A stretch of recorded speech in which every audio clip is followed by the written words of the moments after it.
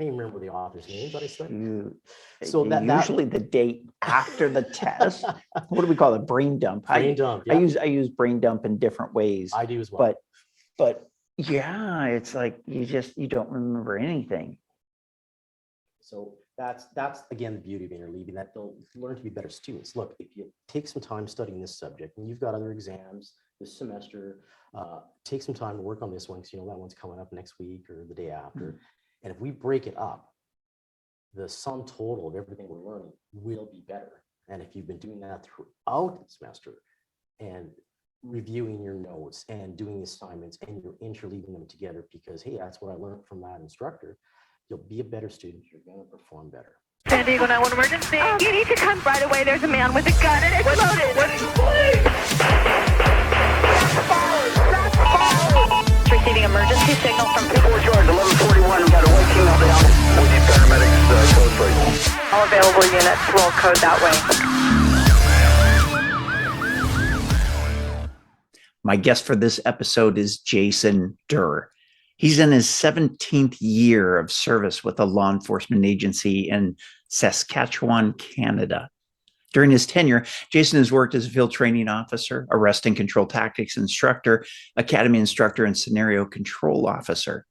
He previously served on his agency's provincial equipment advisory group, as well as the training advisory group. In his spare time, Jason is a volunteer with the LETR, the Law Enforcement Torch Run for Special Olympics, and is also the social media director for the LETR in Saskatchewan.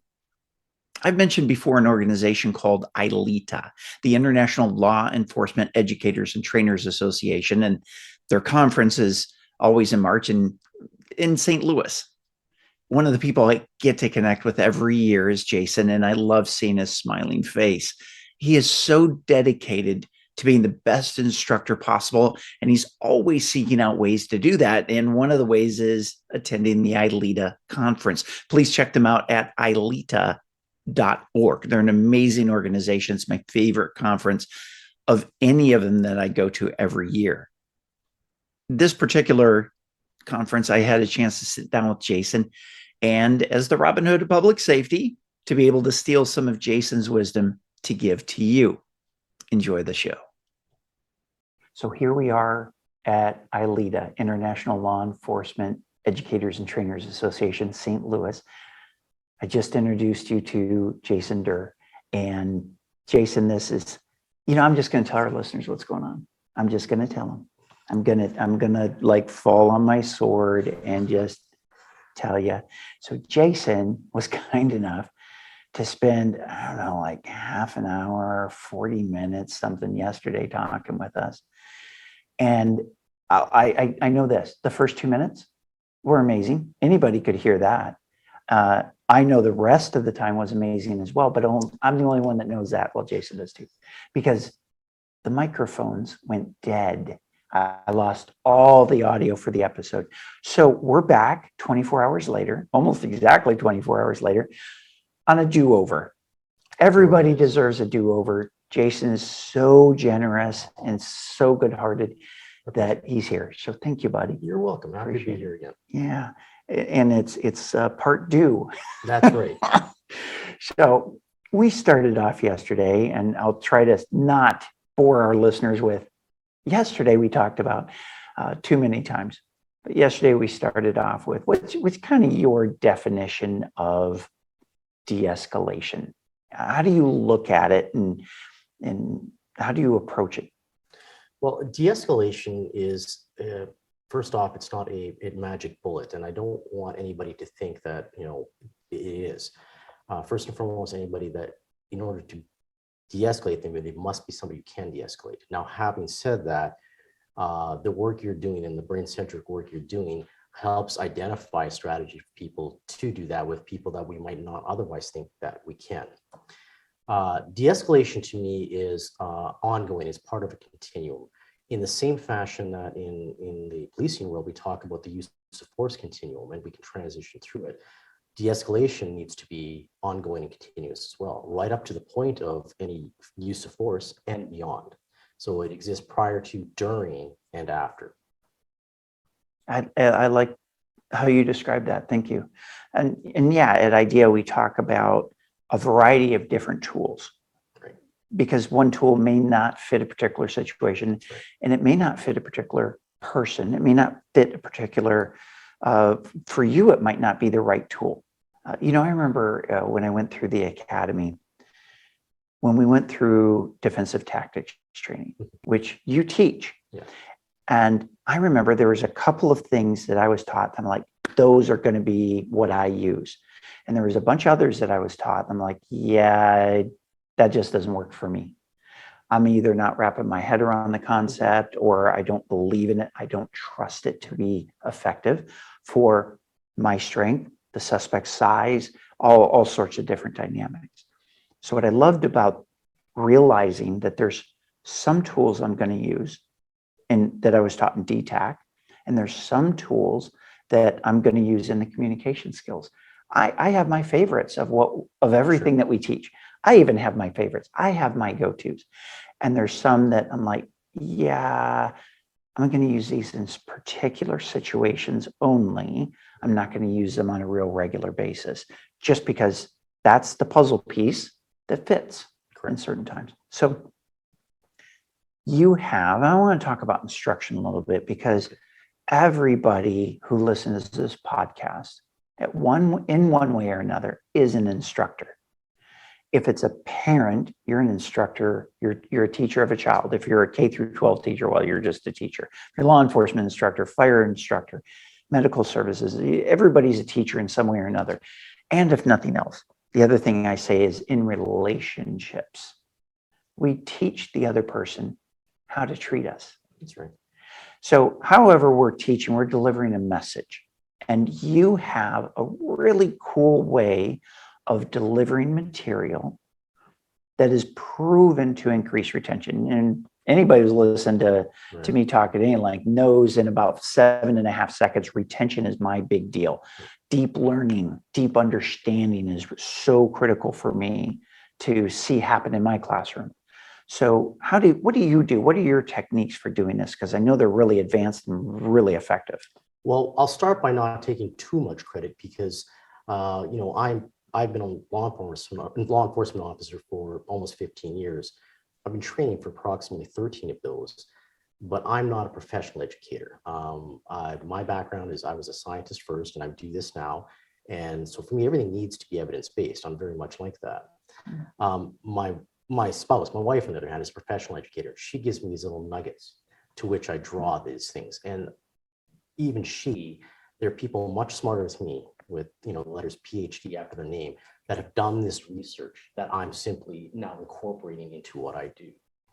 So what I'm talking about this week at the conference is the concept of interleaving. And interleaving is the idea of mixing or varying content for topics or categories that are different but related. That's sort of the way to describe it. Mm-hmm. And if you compare it to traditional instruction, and in this industry, and I'm sure many others will do it the same way, we'll teach a lesson, something that we need the student to understand or the employee to understand, and we'll teach that to them. And we'll teach it again as a method of reinforcement. And we might teach it multiple times. The problem with that is that once we've reinforced the lesson, even in the second or definitely the third time, the brain doesn't work that well anymore. It's not really learning anymore. It's shutting down and simply performing through rote memory what I've just told it to do. I've effectively told the student what the answer to the problem is going to be, because we've just done it twice before. And if I can just hit the pause button for a second, is that where I already know that comes from? Does that figure into that? Yeah. Kind of you're kind of boring the brain almost, because it's not shifting enough. Is that accurate? That's exactly right. You're okay. Play again. So and that was a good place to pause, because then we talk about what we're doing with those students is we're actually increasing what we call that cognitive load. So that prefrontal cortex has got to work a little harder now, because instead of the student being able to generate that answer, they have to think, what is the method to providing the solution? So if we talk about, lesson A, and then we'll move on to lesson B, and we'll repeat B to reinforce it. Maybe even lesson C and repeat that and to reinforce it. By the time I'm done reinforcing lesson C, they've already forgotten A. Recall has diminished. That's what the science is telling us, that recall, recognition, and that's both for declarative memory, that knowledge of events or facts, and procedural memory, so skills or tasks that we perform, they decline rapidly and significantly over time, even a very short period of time. We're talking days or weeks. So within months, my ability to perform a complex physical task that I had to be taught in my field, for example, has already started to deteriorate significantly. So by using Interleaving, we can avoid that. And we'll see at the front end almost resistance from students. And that's because they're used to traditional block training. And now they're experiencing something that's, well, it's harder on the brain. It's akin to going to the gym, and we're going to work out our muscles. We're going to work out whatever muscles we're going to work out for our muscle groups. If we're doing the same with the brain, it's going to be more difficult. But the end result, better retention, better performance of skills, better overall problem solvers, because we're getting into that metacognition. I'm not just teaching my students the material and content I want and making sure they can recall that information down the road. I'm turning them into better thinkers, to better problem solvers. And that's the real beauty of using this. That is great. And I think there's something, and we teach this technique in brain-centric design. We teach a technique that is called long-term potentiation, right. LTP for short. And somebody just shared a story with me about a highly successful chiropractor who used LTP with her patients in two areas. One area was the exercises that they were supposed to do. Okay. And the other area that she used it on actually doubled her business inside of a year. Wow. And this is how it worked. She asked them in LTP, there's a series of questions to ask, just 3. But it makes the person think about again what they were recently taught, what they recently learned.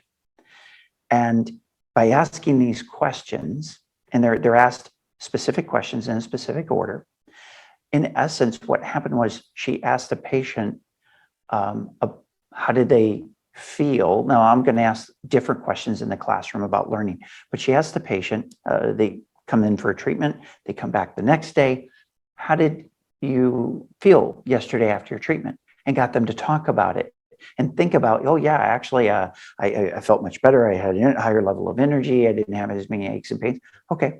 And they would talk about a couple of different things. Well, what that did is in essence, the customer, the client, the patient sold themselves on coming back again. Because one of the problems that chiropractors have is after people start to feel better, they go, I don't need to go see the doctor anymore when they do. And so these patients drop out, then they start not feeling good. And then they attribute the feeling bad to the chiropractor and they don't complete the treatment program. And that creates problems. Much like a student who has a choice in their learning cycle, not completing the learning cycle. When you look at online training courses, the vast majority of them are never completed. So how do we fix that? Especially if it's voluntary training, not mandated training. So LTP is one of those ways that we're using to get people to go all the way through a training course, online training course that they voluntarily attend. So what you're talking about is another method of using a form of LTP to be able to increase that retention and increase that desire to learn. That's right. It's kind of cool. This chiropractor went from $600,000 a year to $1.2 million in 1 year. Wow. It took no other investment other than she went through the brain-centric instructional design cohort, learned about this stuff, incorporated it in her practice, and doubled her business in a year. So she's like, that was a pretty good ROI. She went through at the $5,000 mark, which is the commercial pricing. We have special first responder pricing for BCID, brain-centric instructional design cohorts. She spent $5,000 and made $600,000 That's a pretty good business That's argument, return- right? investment. That's a great ROI, return on Absolutely. investment.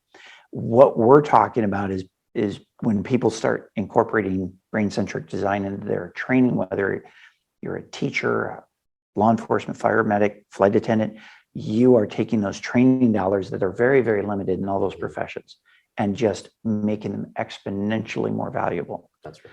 So interleaving is another way of doing that. That's awesome. So let's talk about how do we actually put it into practice. Let's take a law enforcement training example, because that's what you do. You teach a couple of things, I do. actually a pretty wide variety of things. Let's talk about maybe one of your favorite subjects that you like to teach. You know what? Let's maybe go for a more generic subject, and then we can talk about that. It's in simpler terms, and your audience is broader than just that law enforcement. In terms of skills, and we mentioned that procedural memory, the ability to perform a skill or a task over time, how that deteriorates. When you use an interleaving, the example I would do would be a sports one, for example, tennis. There's a really good one. Okay. So in tennis, I were learning to play tennis and being coached to become better at tennis. Rather than repeating the same stroke over and over, let's say the forehand stroke, and we're do that forehand stroke, and I do that 10, 20, 100 times all day with that coach till I've perfected that forehand stroke. Again, we know what's going to happen. By tomorrow, that will already start to deteriorate.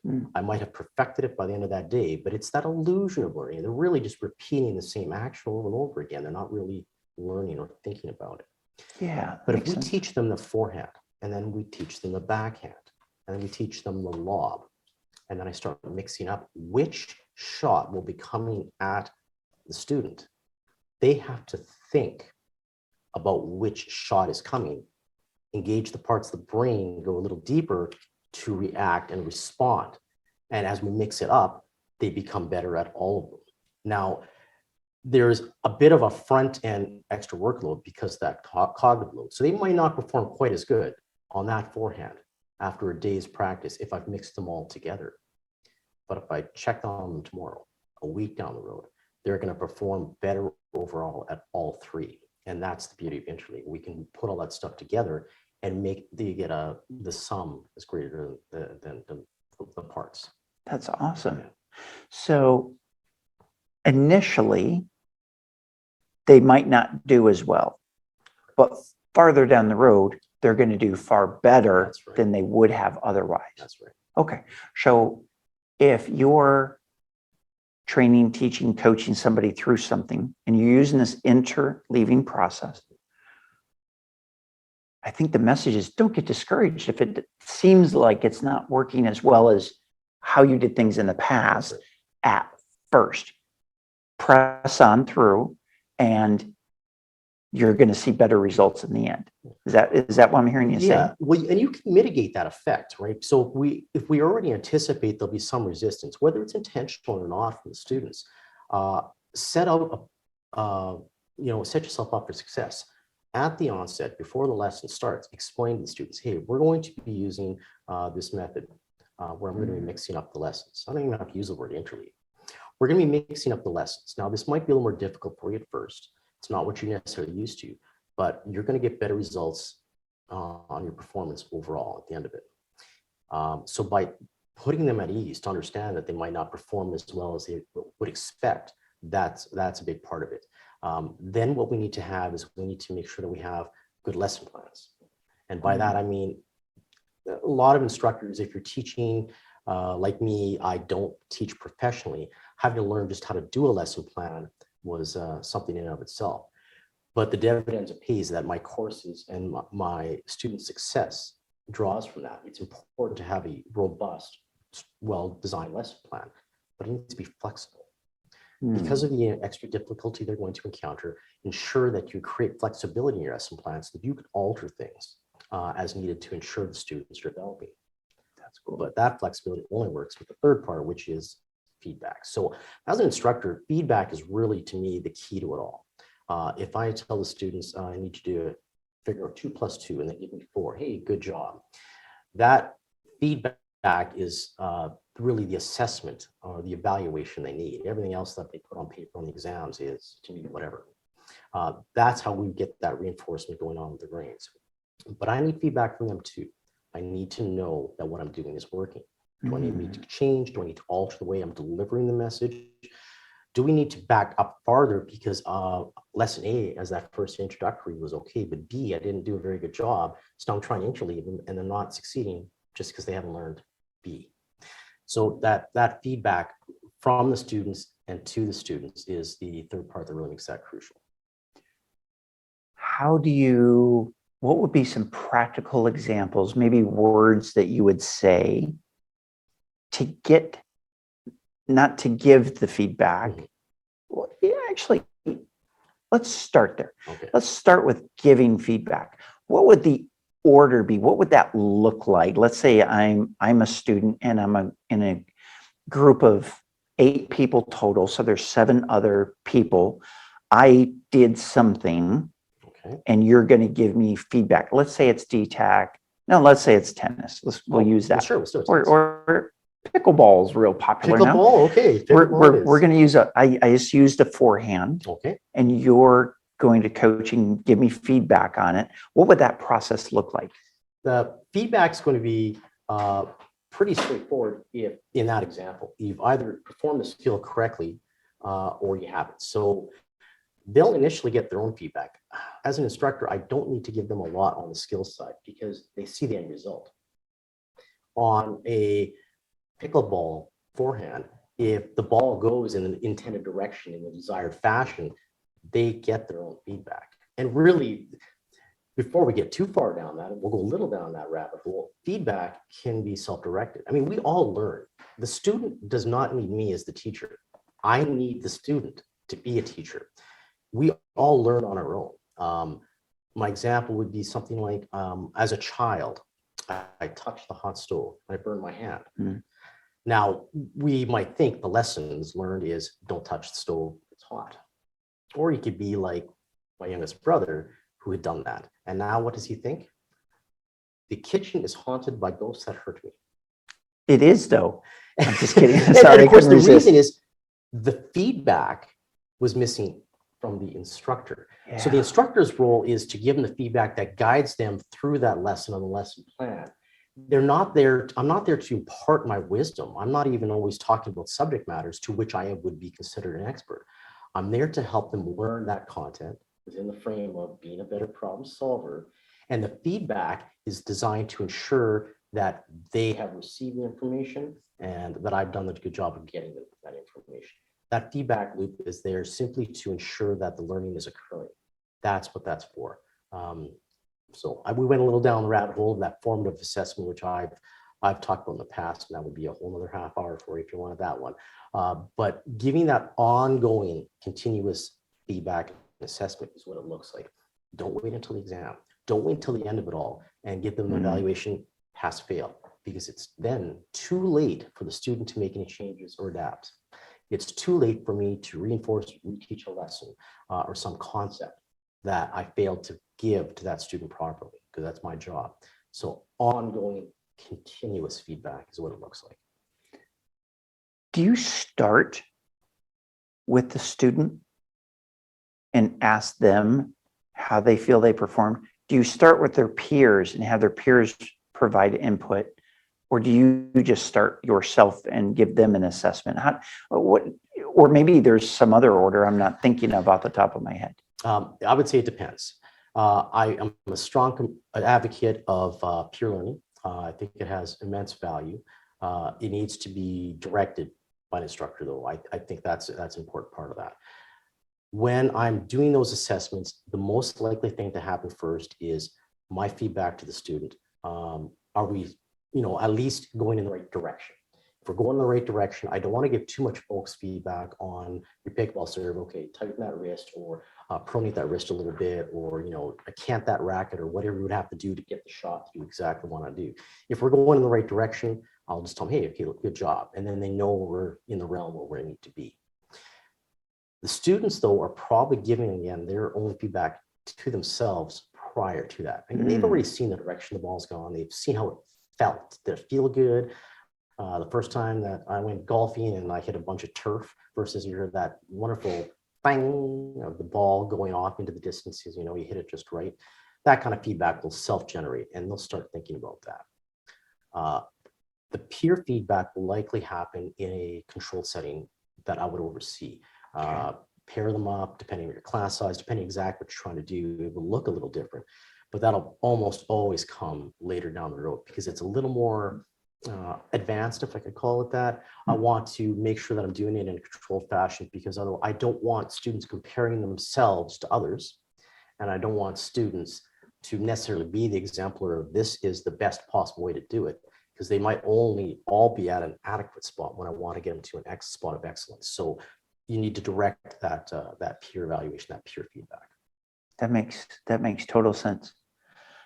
So you used a term at one point, and then you used it again. You talked about a coach, Right. and then you talked about coaching and what that might look like. Let me ask you a question. There's a lot of videos out on YouTube, a lot of videos about teaching and training. There's a lot of videos about pickleball. Right. You gave the example of practicing a forehand and backhand and lob and all sorts of different things with a coach guiding you through it. Why is it important for somebody to use a coach when they can just hop online, watch a video, and learn a new skill? For the feedback loop. If I'm trying to perform something or learn something by myself, the only way I can really know that I am not just got to the end correctly, that I'm doing it correctly throughout the entire process, is that continuous and ongoing feedback. And you can only get that from a teacher, a coach, a mentor, from our university and law enforcement, that field training officer, perhaps. If you're in some other line of work, you're going to be working with a senior employee who's there to instruct you. That feedback loop is really what's key to the learning. And I can watch all the videos I want. I can ape, mimic, or copy that particular skill. And I might think I have it right, and the end result might even look good. But without somebody on the outside looking in to help me, it's probably going to take a lot longer as well. And I'm then focused on the results rather than the process. And learning is a process. Again, I don't care when I teach. I have certain important things and aspects, information that I need my students to acquire in this line of work. And I need them to have competency in it because they're in public safety. But if your lesson plan is designed correctly, the curriculum will get there itself. You're going to get the number of hours of instruction you need, and they're going to learn the skills, and they're going to learn the information they need. I'm using every lesson as a frame for decision making, for problem solving, for critical thinking, for EQ. Those are the important skills that transcend every topic and every subject. And by reinforcing those, I'm making them a better student.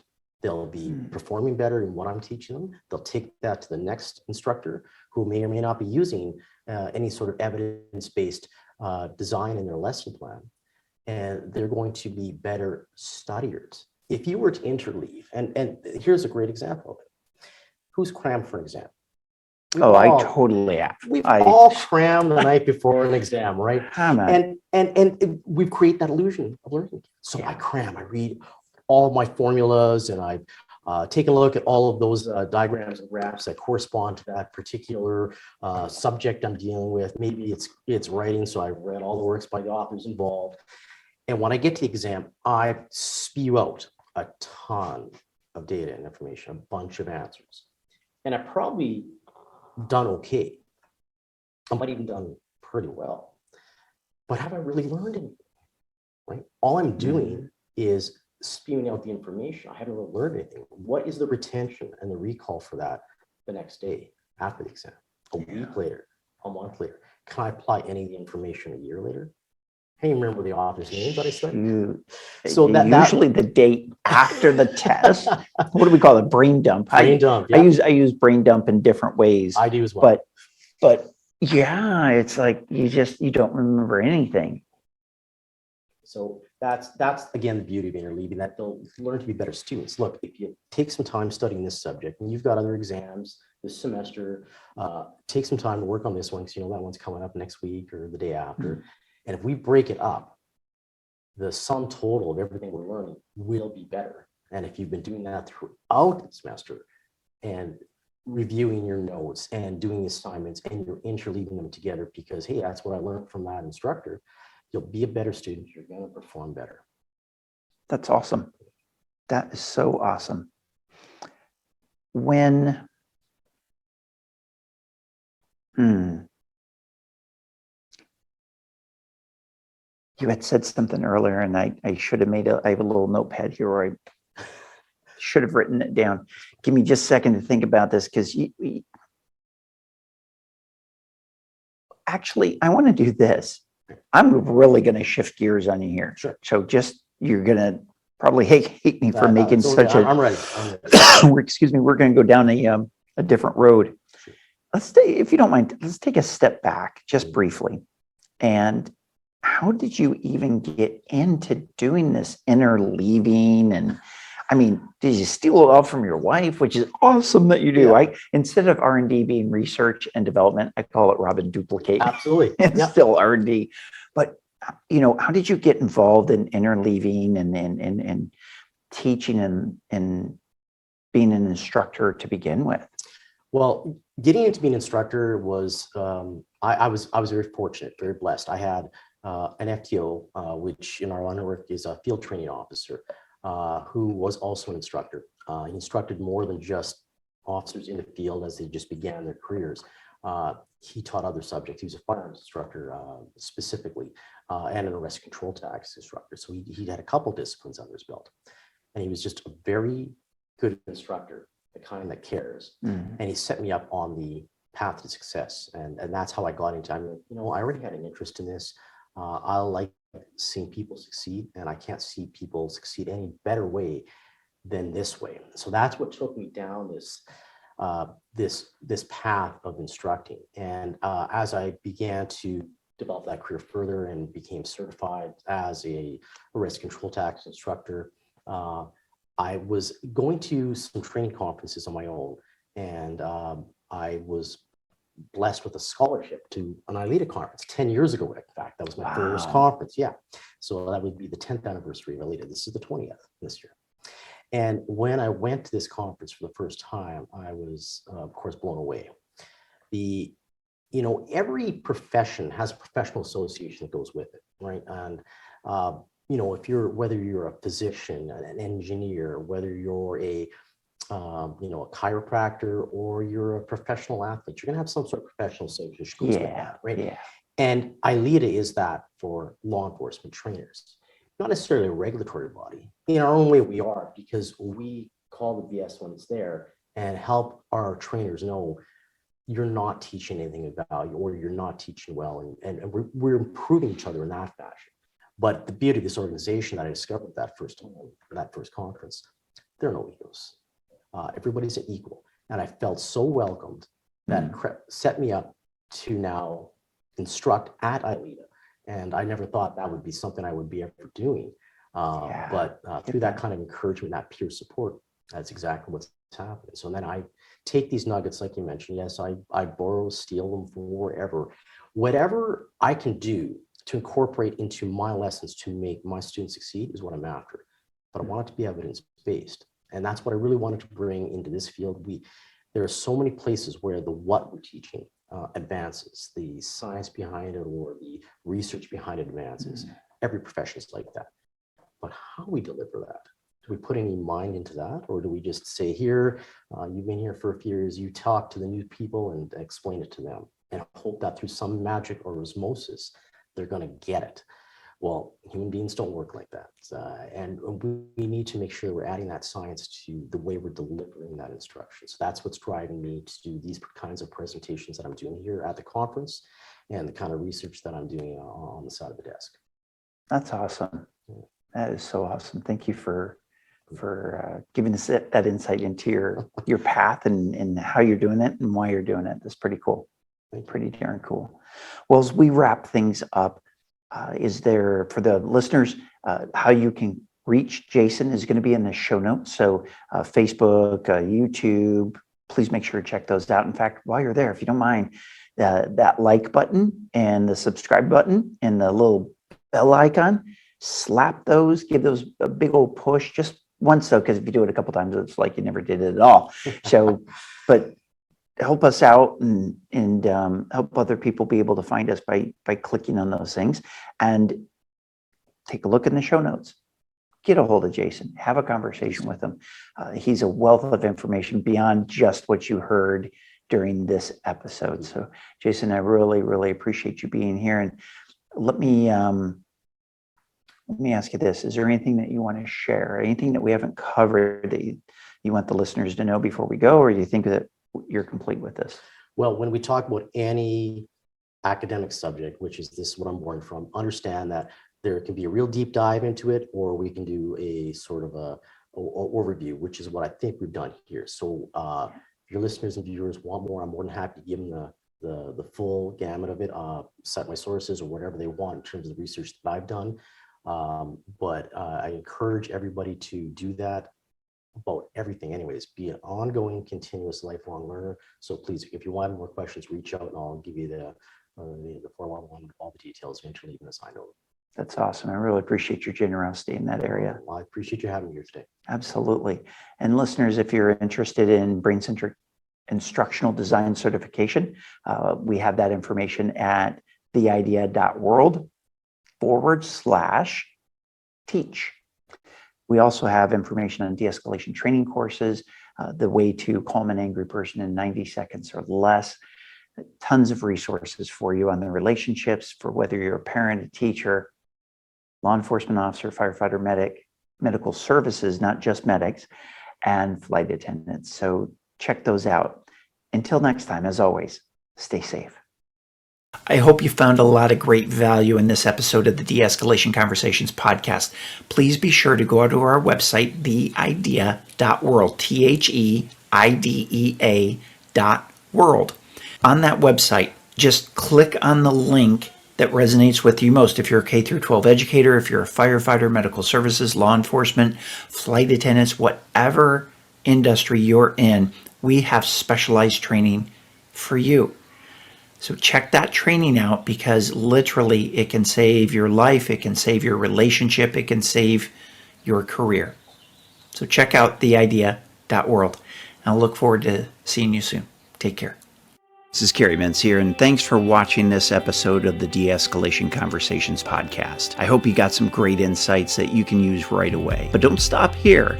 Click that video link above and keep the momentum going with another powerful episode. And hey, if you haven't already, please hit that like button and the subscribe bell so you never miss an episode. New strategies, new stories, and new ways to connect coming your way every week. See you in the next episode.